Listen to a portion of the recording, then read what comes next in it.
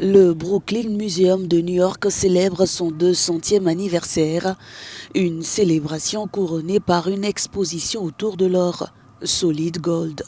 Cette immersion dans l'univers de ce précieux métal explore plus de 500 objets d'art, dont des articles de mode, des bijoux, des peintures ou encore des sculptures. Cette collection mêle des objets du musée aux prêts internationaux.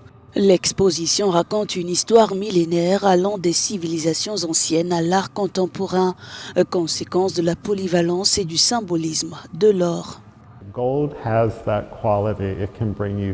L'or a cette qualité, il peut apporter une grande joie. Dans de nombreuses cultures, l'or est associé à la richesse, à certains types d'honneurs. Et pendant longtemps, l'or a été considéré comme élitiste.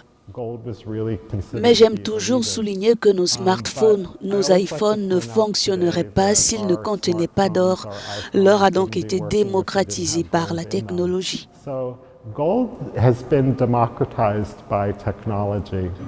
L'exposition présente des œuvres remarquables d'artistes renommés tels que Jean-Michel Basquiat, David Hockney ou encore des bijoux iconiques d'Alexander Calder, les reliques funéraires de l'Égypte ancienne, des artefacts gréco-romains et des ornements précolombiens.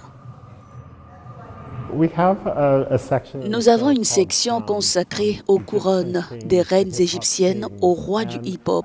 C'est très intéressant cette relation entre la culture hip-hop et les cultures anciennes. Il y a donc plusieurs moments dans cette exposition où cela se produit.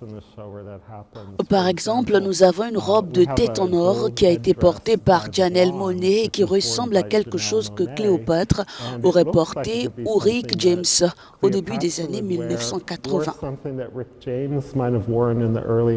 Si les objets exposés révèlent la beauté, la richesse et le pouvoir qu'offre le luxe de l'or, ils évoquent également l'histoire sombre derrière ce métal, notamment l'impact environnemental et social de l'extraction de l'or, mais également l'exploitation d'enfants dans les mines d'or.